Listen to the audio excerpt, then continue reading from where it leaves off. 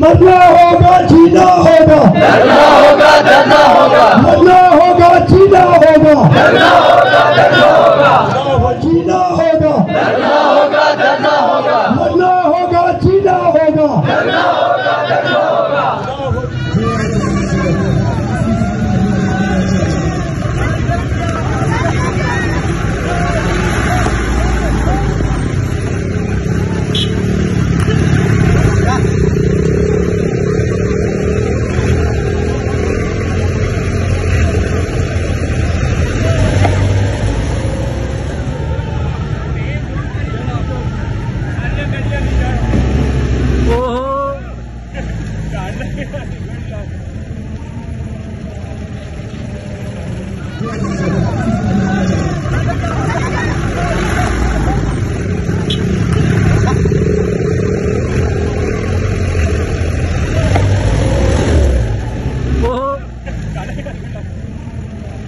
बहुत अच्छी बातें की है, मेरे दिल की बातें की है,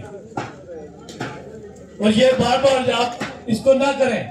ये किसी की पार्टी के खिलाफ नहीं है, ये सारी पार्टियों के खिलाफ है, ये सारे नुमाइंदों के खिलाफ है जो इस इलाके के कातिल हैं, जो इस इलाके के खूब सरफ कर रहे हैं, चाहे वो पीटीआई हो, चाहे वो नून लीग हो, चाहे वो पीपल्स पार्टी हो, चाहे वो जमात इस्लामी हो, जो भी इस इलाके के खूब सरफ करेगा, अब वो हमारी इस नौजवानों का उसको सामना करना पड़े। नौजवानों के लिए मेरा एक ही मैसेज है कि लास्ट टाइम जो एहतजाज हुआ था कोआला,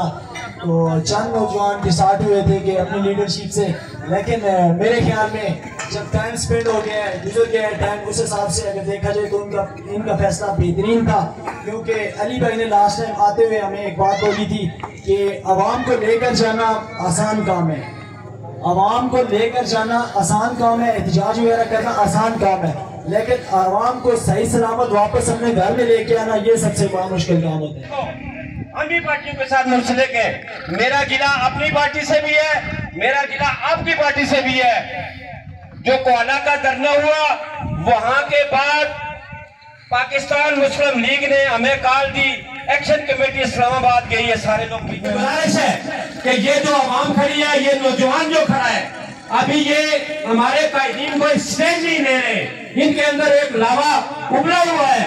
अगर इस नजाकत को आपने न समझा तो आइंदा इलेक्शन में इन नौजवानों ने आपको बहुत जलील करना है, ये मैं बता दूं। नौजवानों, मैं आपको ये जरूर कहूंगा, और मैं अप्रिशिएट करता हूँ